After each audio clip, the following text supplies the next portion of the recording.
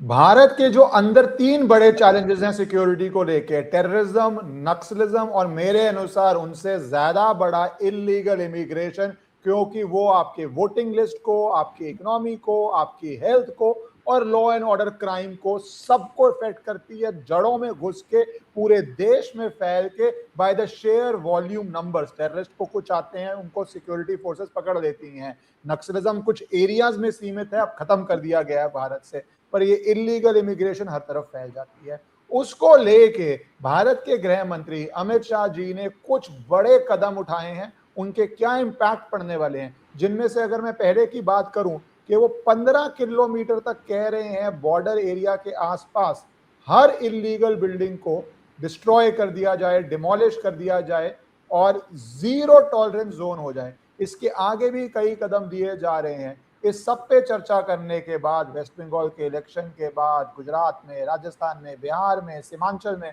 और इसका भारत पे असर पड़ने के लिए लॉ एंड ऑर्डर की दृष्टि से, क्योंकि स्टेट गवर्नमेंट्स का बहुत इंपॉर्टेंट रोल है, सब डिस्कस करने के लिए हमारे साथ आ गए हैं DGP SP Vaid ji. Thank you sir for joining. नमस्कार ईश्वरन जी, आपको, आपके दर्शकों को। जी सर, पहले मैं उससे अगर जम्मू कश्मीर से शुरू करूं तो टेरर ऑपरेशन चल रहा है, कहा जा रहा है कुछ टेररिस्ट घुस गए हैं, बहुत देर बाद ये हुआ है और इतना लाइव ऑपरेशन चल रहा है, तो सर क्या स्थिति है वहां पे, और ये क्यों दोबारा से गर्मी के महीने में, आपने पहले भी बोला गर्मी के महीने में क्या चीजें होती हैं, तो वहां की सिचुएशन क्या चल रही है, then I will move on to this sir. Ishwaran ji, ये कोई 3-4 दिन पहले यहाँ इन्फिल्ट्रेशन बिड हुई है रजौरी के इलाके में। यहाँ गंभीर मुगला एक इलाका है, वहाँ पर इन्फिल्ट्रेशन हुई है और 2 से 3 लोग टेररिस्ट कहा जाता है जो अंदर आए हैं। और हमारी फौज, हमारी पुलिस, हमारी सुरक्षा जो बाकी एजेंसीज हैं, सीएपीएफ, वो सब लगे हुए हैं इसमें। लेकिन चूंकि ये बहुत थिक फॉरेस्टेड एरिया है और जंगल है काफ़ी घना, और दरिया नाले हैं इसमें, तो ये मंजाकोट इलाका पड़ता है रजौरी का, उसके पास ये एरिया है। वहाँ ये लोग जंगल में छुपे हुए लगता है। उस पे ऑपरेशन पिछले 4 दिन से चल रहा है और इसमें जो डॉग स्क्वाड है उसका इस्तेमाल किया जा रहा है, ड्रोन्स का इस्तेमाल किया जा रहा है, हेलीकॉप्टर्स का इस्तेमाल किया जा रहा है। जो फौज के जितने भी रिसोर्सेज हैं, पुलिस के जितने भी रिसोर्सेज हैं, इवन लोकल लोगों का जो नेटवर्क है पुलिस उसका इस्तेमाल कर रही है। तो कोशिश कर रही है कि इनको ट्रैक डाउन किया जाए इससे पहले कि ये कोई बड़ा हादसा करें और बच बच के कहीं और चले जाएं। तो कोशिश ये है कि इनको न्यूट्रलाइज किया जाए। तो अभी तक वो कामयाबी मिली नहीं है, लेकिन इतनी कामयाबी ज़रूर मिली है कि एक जगह पर इनसे कांटेक्ट हुआ था, वहाँ इनका सामान मिला है और इनका एक ब्लड ट्रेल मिला है। तो दैट शोज़ कि इनमें से कोई जख्मी है, 2 है या 3 है, जितने भी हैं, इनमें से कोई 1 या 2 जख्मी है और ब्लड ट्रेल दिखा है। तो that much success you can say. अब ये कहाँ कहाँ, क्योंकि जंगल के अंदर केव्स भी होती हैं,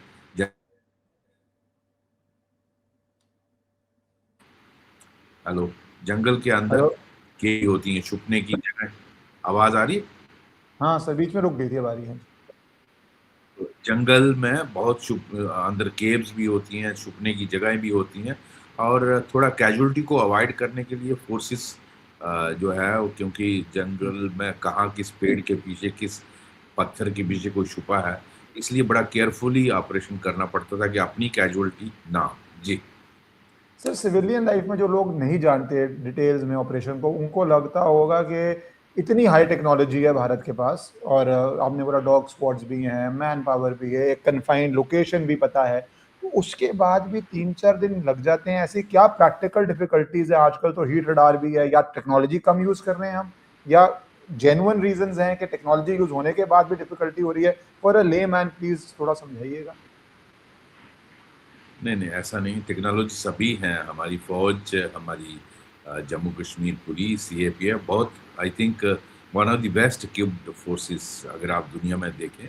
लेकिन जेन्युइन डिफिकल्टीज हैं एरिया टेरेन की वजह से, क्योंकि ये पीर पंचाल साथ में एरिया लगता है। तो ये बहुत, ये इसको यहाँ मतलब डिस्क्राइब करना वो मुश्किल होगा। लेकिन अगर आप वहाँ का लोगों को दिखाएं वीडियो में, तो ये दिखेगा कि कितना डिफ़िकल्ट टेरेन है ये। घना जंगल है और इसमें बहुत सारी दिक्कतें आती हैं, इट्स नॉट दैट ईज़ी। लेकिन उसके बावजूद भी हमारी फोर्सेस बहुत मेहनत कर रही हैं ताकि इनको हम न्यूट्रलाइज़ करें। ये फिक्रें इस टेरेन की वजह से होती हैं, क्योंकि पीर पंचाल इमेजिन करना बहुत मुश्किल है कि कितना घना जंगल और कितना थिक फॉरेस्ट और कितनी हाइट इसमें पहाड़ों की है। तो ये इतना आसान नहीं है। बोलना बहुत आसान है, लेकिन जो लोग ऑन ग्राउंड काम करते हैं उनको बहुत डिफ़िकल्टी आती हैं। और वहाँ रात के वक़्त बड़ा मुश्किल हो जाता है, जंगल में विज़िबिलिटी बहुत पुअर हो जाती है, उसमें आपकी अपनी कैजुअल्टी का खतरा रहता है।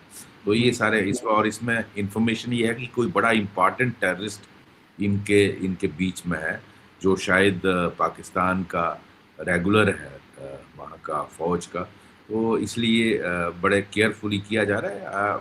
आई एम श्योर हमारी फोर्सेस, हमारी जे.एंड.के पुलिस आज नहीं, पिछले हम 30 सालों से 35 सालों से ये ऑपरेशन कर रहे हैं। They have very good capabilities और इनको ट्रैक डाउन करने में मुझे लगता है टाइम ज़रूर लगेगा, लेकिन हम इनको ट्रैक डाउन कर लेंगे और इनको कोशिश करेंगे न्यूट्रलाइज करने, इससे पहले कि ये कोई नुकसान करे। वीडियो को 5 सेकंड के लिए इसलिए पॉज किया है क्योंकि मेरी आपसे रिक्वेस्ट है कि अगर आपको पसंद आए तो आप इस वीडियो को लाइक और चैनल को सब्सक्राइब कर लीजिए। जी सर, वो भी खतरा है सर के नुकसान का, कि सिक्योरिटी फोर्सेस को, क्योंकि हमने पाया था दिल्ली के अंदर भी जब वो पकड़ा जा रहा था, एक जो बच गया था और इतना सक्सेसफुल ऑपरेशन में, पर उसने फिर कुछ तो तबाही करी। That is also a risk, I am sure they have to calibrate. Sir, अब मैं ज़रा आना चाहूँगा ये इलीगल इमिग्रेशन को लेके। बंगाल में हमें इमेजेस आई कि किस तरह कुछ लोग धीरे धीरे वापस जा रहे हैं। जब लॉ एंड ऑर्डर चेंज हो जाए, और आज सड़कों की आ रही है कि किस तरह डेजिग्नेटेड स्पॉट्स पे बंगाल में नमाज हो रही है, सड़कों पे नहीं हो रही, तो law and order by just change of the entire force is the same, only the people have chosen कि सीएम कौन है। और हमारे देश में चाहे पुलिस हो, चाहे आर्म फोर्सेज हो, prime minister, the civilian leadership का इंपॉर्टेंस है। तो सर, थोड़ा इलीगल इमिग्रेशन के रिस्क, क्योंकि वो जम्मू में भी हैं, पंजाब में भी हैं, राजस्थान में भी, हर बॉर्डर स्टेट में है, पर बंगाल एक उसका सेंट्रल पॉइंट बन गया था। तो वो पे जो सर अभी फैसला लिया गया है, 15 किलोमीटर तक सब डिमोलिश कर दिया जाएगा जो इलीगल कंस्ट्रक्शन है। नक्शे तो पास हो ही नहीं हुए वहाँ पे, सब कुछ ही है। कितने इंपॉर्टेंट हैं ये 15 किलोमीटर में होल्डिंग एरियाज, जहाँ से फिर ये देश में फैलते हैं? जी ईश्वरन जी, मैं इस पे राजस्थान वाली न्यूज़ पे आता हूँ, लेकिन पहले मैं जनरल बताना चाहूँगा कि ये जो क्राइसिस है इनफिल्ट्रेशन का, ये कितना बड़ा चैलेंज है इस देश। It is a civilisational challenge, let me tell you. ये अटेम्प्ट कुछ उस तरह का है, ये हमारे देशवासियों को समझना चाहिए। अगर आपने मेरा ट्वीट देखा हो तो मैंने उसमें ट्वीट भी किया है कि आज बंगाल की पुलिस, अभी शुभेंदु अधिकारी जी को कितने दिन हुए, 15-20 दिन मुश्किल से हुए, लेकिन वही पुलिस आज क्या मिरेकल कर रही है। जितने गुंडे बदमाश थे उनको वहां रेड हो रही है। तो पुलिस हमारी बहुत अच्छी है, पुलिस बुरी नहीं है, सिर्फ लीडरशिप और उनका मोराल पर फर्क पड़ता है। यही चीज मैंने अपने कैरियर में भी देखा। The only difference is made is कि आपका फोर्स का मोराल क्या है। जैसे जम्मू कश्मीर पुलिस का morale is one of the highest in the country, that is because of superb leadership. और चाहे वो पुलिस की अपनी लीडरशिप हो या पॉलिटिकल लीडरशिप। यहाँ बंगाल में शुभेंदु अधिकारी जी के आने से क्या हुआ कि पुलिस को पूरी फ्रीडम दे दी गई कि गुंडों से आप निपटिए। तो उससे आप देखिए, मैंने एक ट्वीट किया था कि आज ये कंपटीशन दे रही है यूपी पुलिस को, जिस तरह योगी जी की पुलिस। ये आपने मेरा ट्वीट देखा हो। तो यही फर्क आता है प्रॉपर लीडर, और Suvendu ji is giving that marvellous leadership too. अब आते हैं ये जो इनफिल्ट्रेशन है, तो जिस तरह का यूरोप में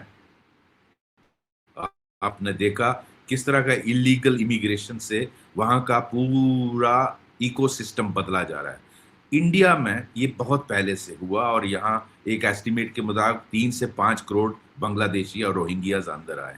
तो उनसे ये जो आप देख रहे हैं, अभी कल परसों होम मिनिस्टर साहब ने वो भी कॉन्स्टिट्यूट किया एक कमीशन की डेमोग्राफिक चेंजेस कोई आई हैं क्या, उसके लिए कमीशन कॉन्स्टिट्यूट किया। जस्टिस क्या नाम है उनका, वो उनकी अध्यक्षता में। तो ये जो जस्टिस नावलेकर और साथ में श्री दुर्गा शंकर मिश्रा जी जो फॉर्मर चीफ सेक्रेटरी यूपी, तो यस, ये जो कमीशन है तो ये बताएगा कि डेमोग्राफिक चेंजेस आ रही हैं क्या।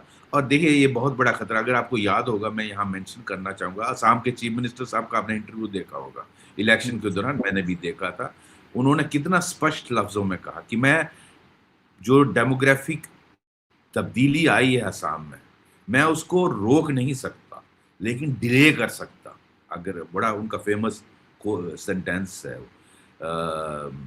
तो मुझे लगता है ये कोशिशें जो हैं इसका असर आपको देखने को मिलता है असम में, बंगाल में, इवन केरला में, और जो बॉर्डर डिस्ट्रिक्ट्स हैं बिहार के, झारखंड के, इन जगहों पे इसका सब्सटेंशियल असर देखा, यूपी के कुछ डिस्ट्रिक्ट में।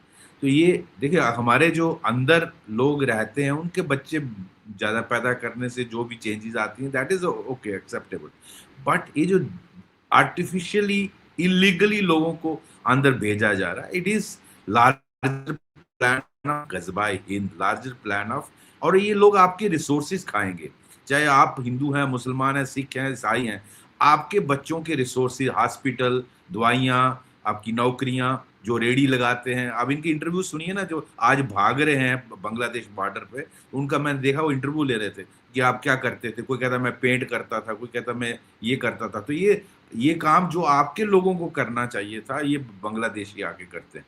आपके रिसोर्सेज को क्यों खाएं? अब ये मैं खत्म करता हूँ इधर बात, लेकिन हम में से कुछ लोग हैं जो इनको आधार कार्ड बना के देते हैं। ये मैं कहता हूँ इस देश में हर चीज बिकती है, ये बहुत कड़वी बात है लेकिन ये सच्चाई है। हम कुछ पैसों के लिए अपने देश से गद्दारी करते हैं, इनका आधार बना देते हैं, इनका वोटर कार्ड बन जाता है। और कोई इसमें पॉलिटिशियन, ममता जी का तो आपने देखा ही है, उनके लोग कैसे इनको प्रॉमिस करते थे। तो अब आते हैं राजस्थान की न्यूज पे। अब सर राजस्थान से पहले, sir sorry to interrupt, Rajasthan से पहले, क्योंकि आपने बंगाल पे जो 2-3 बातें बोली, मैं उस पर एक कमेंट थोड़ा इलाबोरेशन चाहूंगा, क्योंकि ये बहुत इंटरेस्टिंग हुआ। जब यूपी में मुख्यमंत्री बने तो एक मॉडल लाए लॉ एंड ऑर्डर का, जिसको आप बुलडोजर मॉडल बोल लीजिए, जिसको आप बोल लीजिए मॉडल जहाँ पे अगर कोई भागने की कोशिश करे तो वो लंगड़ा हो जाएगा। यहाँ पे आप देख रहे हैं बाहुबलियों को, जिस तरह आपने कहा, नंगा करके परेड करवाया जा रहा है। तो हाउ इम्पोर्टेंट इज दिस, क्योंकि psychologically to instil confidence, because अगर आप अरेस्ट भी कर देते तो लोग कहते हैं अरे जेल में ठाठ में बैठे हैं, हमें पता है जेल में कई लोगों को ठाठ मिल जाती है, कई स्टेट्स में क्या इश्यूज हैं। So why do you think this model has been adopted, and the importance of this model in restoring public confidence? थोड़ा उस पर सर आप बताइए अपने एक्सपीरियंस से कि क्या ये जो यूनिक स्टेप्स हैं क्यों लिए जा रहे हैं। देखिए ऐसा है, जो गुंडा होता है ना, उसके लिए सबसे बड़ी ह्यूमिलिएशन होती है जो उसके इलाके में। गुंडा क्या है? उसका बेसिकली टेरर, वो पैसे कलेक्ट करता है उस टेरर की वजह से, उसकी दाड़ा, वरना 4 लोग मिलके उसको पीट नहीं सकते क्या, लेकिन उसका वो चलता है। उसको उस इलाके में नंगा करके परेड करने का मतलब, हालांकि इसमें कुछ कोर्ट्स जो है वो हमें उसमें पुलिस को कहते हैं जी आप क्यों ऐसा करते हैं, एक्स्ट्रा जुडिशियल वो करते हैं, लेकिन ये बहुत ज़रूरी होता है खासकर गुंडों के सके को। मैंने भी अपने कैरियर में बहुत सारे गुंडों को सीधा किया, चाहे जम्मू हो या कश्मीर में टेररिस्टों को किया, तो उसका सबसे बड़ी मौत होती है अपने इलाके में बेइज्जती होना, अपने इलाके में टेरर खत्म होना, क्योंकि टेरर से ही गुंडागर्दी चलती है। टेरर खत्म हो गया तो गुंडागर्दी खत्म, वरना 4 लोग मिलके पीट देंगे।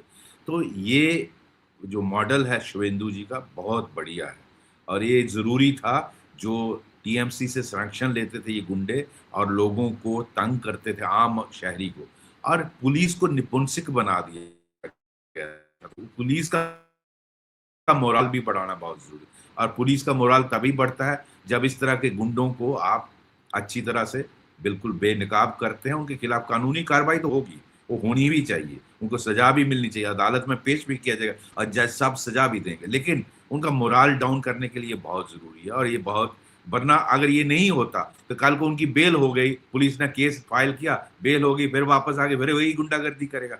अब वो लोग सुनेंगे नहीं, क्योंकि आप वहां उनका जो टेरर था वो खत्म हो गया। तो ये बहुत जरूरी मॉडल है। जिस तरह योगी जी का वो मॉडल था, बुलडोजर मॉडल, ये मॉडल शिवेंदु जी का बहुत बढ़िया है और ये दिखा रहा है असर। आप देखिए इसका असर किस तरह से वहां बंगाल में आज ही और खुद ही बांग्लादेशी भाग रहे हैं। लेकिन एक मैं यहाँ पॉइंट जरूर कहना चाहूंगा, मैं अपने ट्वीट में नहीं बोल पाया क्योंकि लंबा हो जाता है, कि दूसरे स्टेट्स को भी केयरफुल रहना है। बहुत सारे रिपोर्ट्स के बांग्लादेशी दूसरे स्टेट को भाग रहे हैं। जो बांग्लादेश बॉर्डर में जा रहे हैं वो तो ठीक है, उनको जाने दीजिए, और वो उन्होंने वहां जो एरियाज एयर मार्क किए जहां इनको रखा जाए उसके डर से ही भाग रहे हैं।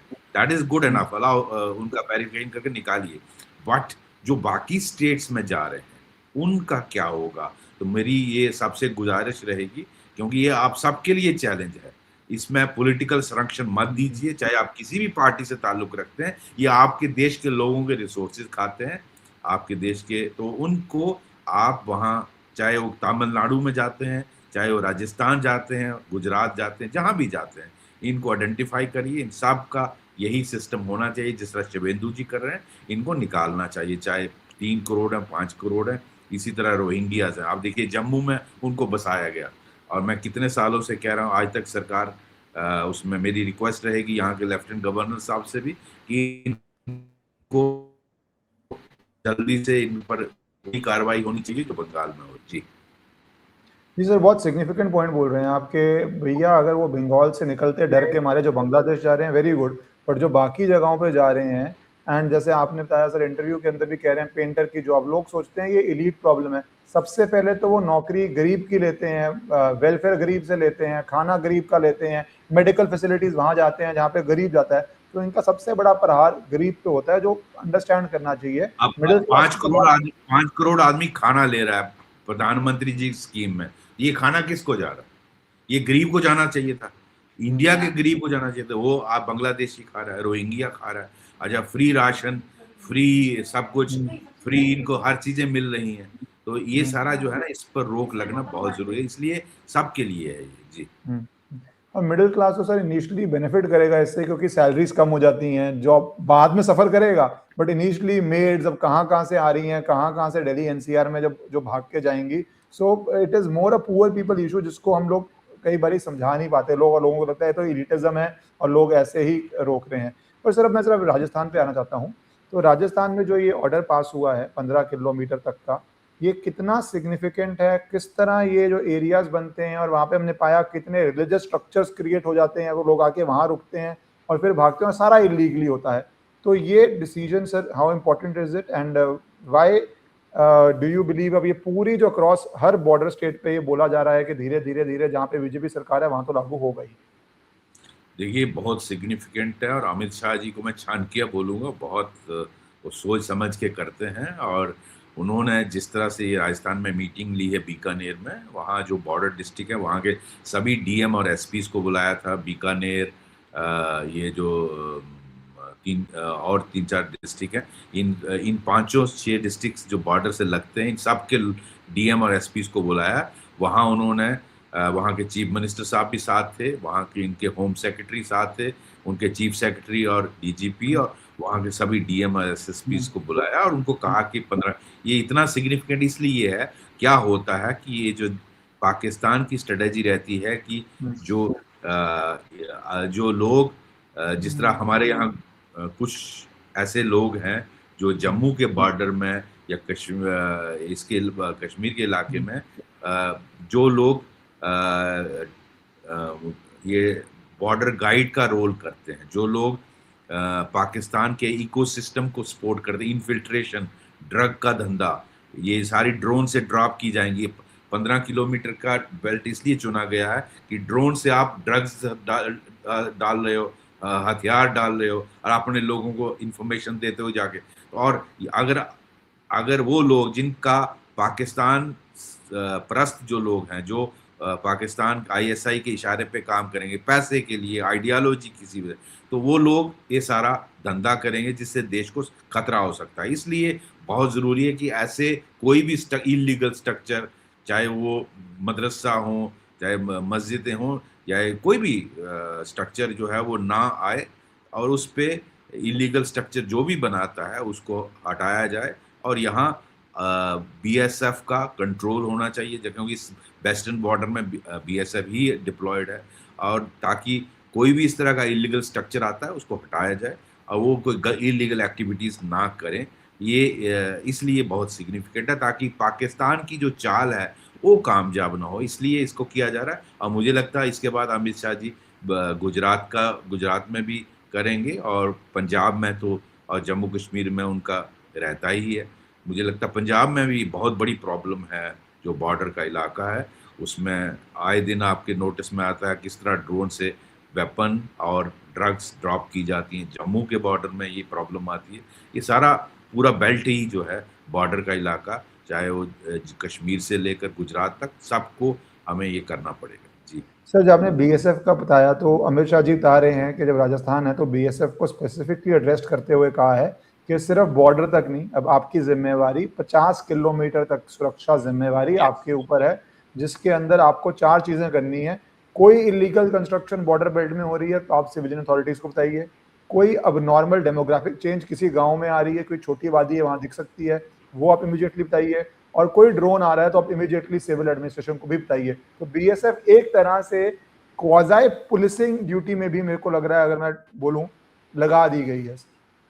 बिल्कुल, देखिए इसमें बीएसएफ के सीनियर अधिकारियों को भी लिया गया, नारकोटिक्स कंट्रोल ब्यूरो को लिया गया, इवन जो ये है जो हमारा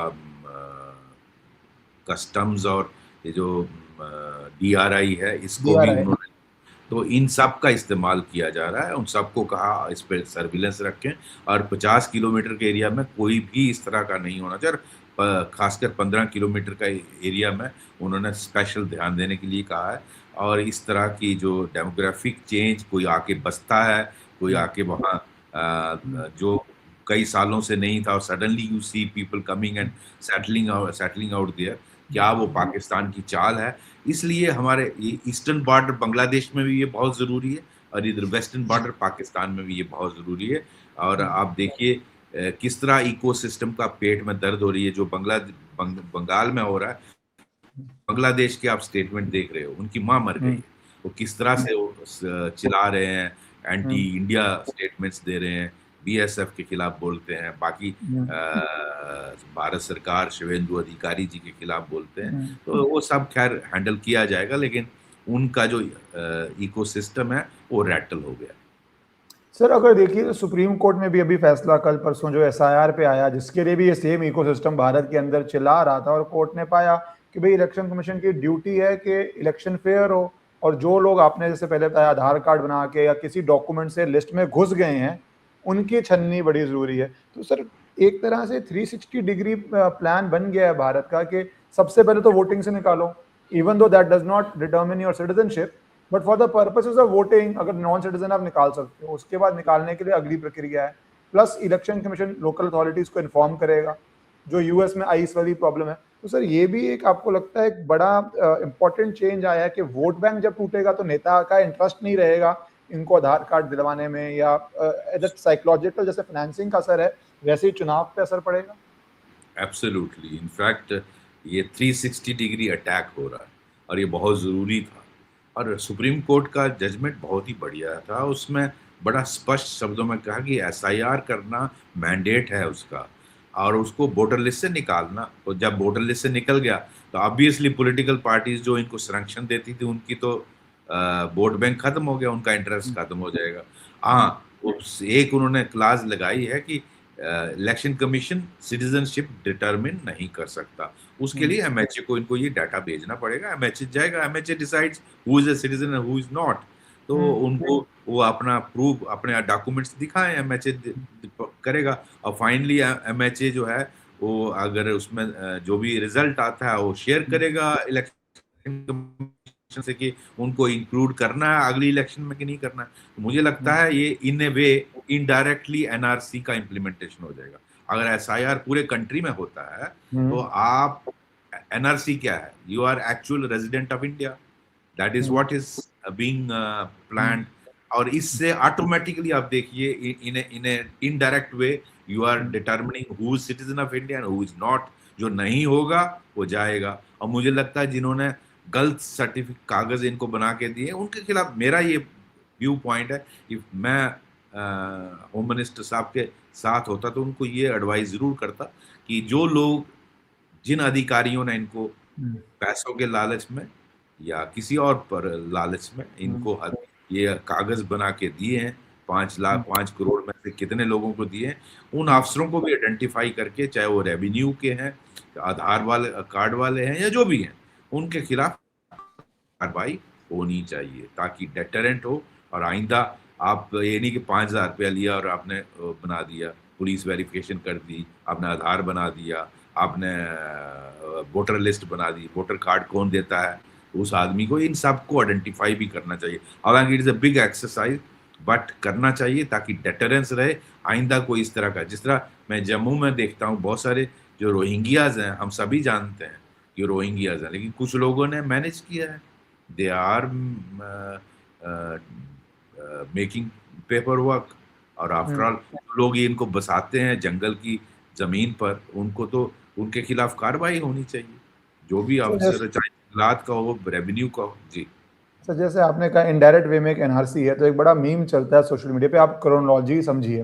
तो क्रोनोलॉजिकली जब ऐसा सॉरी, जब एसआईआर होगा और एक पूल आइडेंटिफाइड हो जाएगा कि ये वोटर नहीं है, तो वो फिर एचएमए के लिए भी और बाकी सब के लिए भी बहुत इजी है। In that limited pool, her state में 20 लाख है, 30 लाख है, तो एक पूल आइडेंटिफाई होना, आधा काम तो सर आइडेंटिफिकेशन ही है ना, 140 करोड़ में से 5 करोड़ ढूंढना।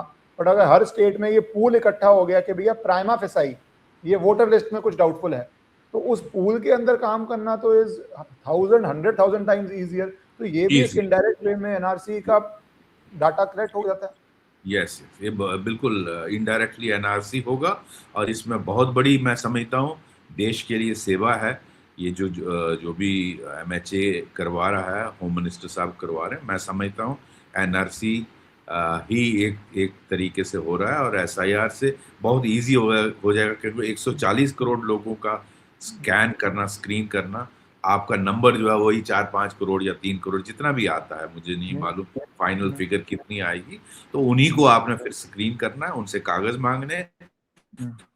अगर वो अपना प्रूव कर सकते हैं they are citizen of India, good enough, they will be included in the voter list also. लेकिन जो नहीं है उनको तो फिर यहाँ बेनिफिट्स नहीं मिलने चाहिए, और उनका जो भी इलीगल इमिग्रेंट होने का जो भी प्रोसीजर है उसको फॉलो करके उनका इंतजाम करना चाहिए, वो सरकार को करेगी।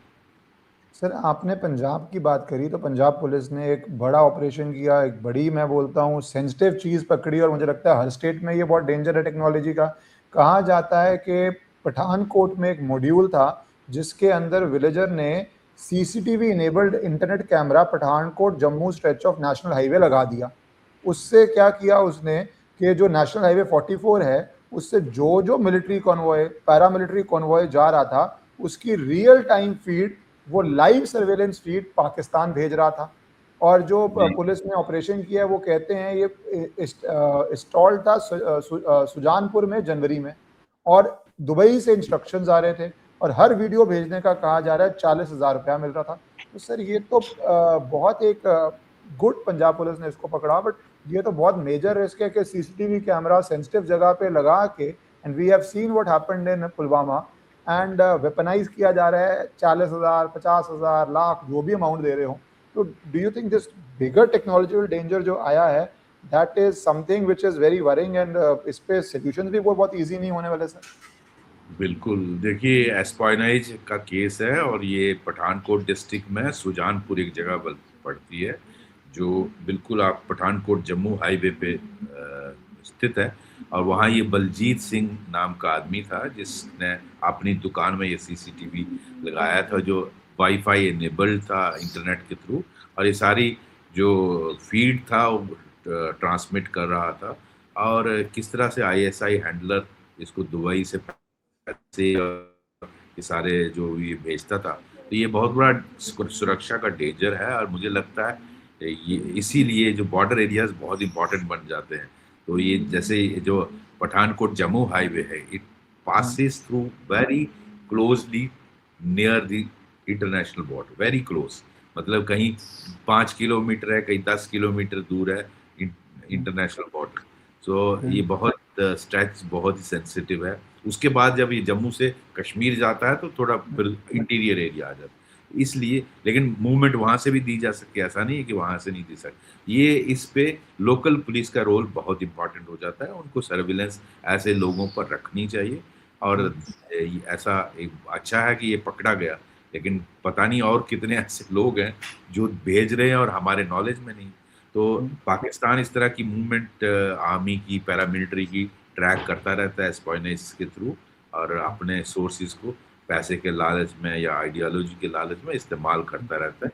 इसीलिए जो मैं कहता हूँ, हमें खतरा चाइना और पाकिस्तान का कम है, जो हमारे अंदर लोग हैं उनसे खतरा ज़्यादा सीरियस है इस देश को। तो हम जो हमारा पिछले 1000 साल का इतिहास है, उसमें भी देखने को आया है कि दरवाज़ा अंदर से खुलता है, बाहर से नहीं खुलता। हमारे ही लोगों ने ये जो हमने सफ़र किया पिछले 1000 साल में, ये हमारे ही बीच में कुछ लोग थे जिन्होंने बाहर के आक्रांताओं की मदद की। आज भी वही हो रहा है।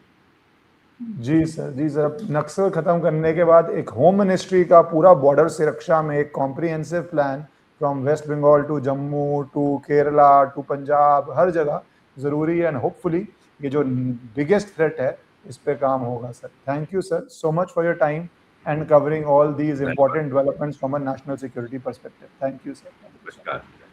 नमस्कार सर।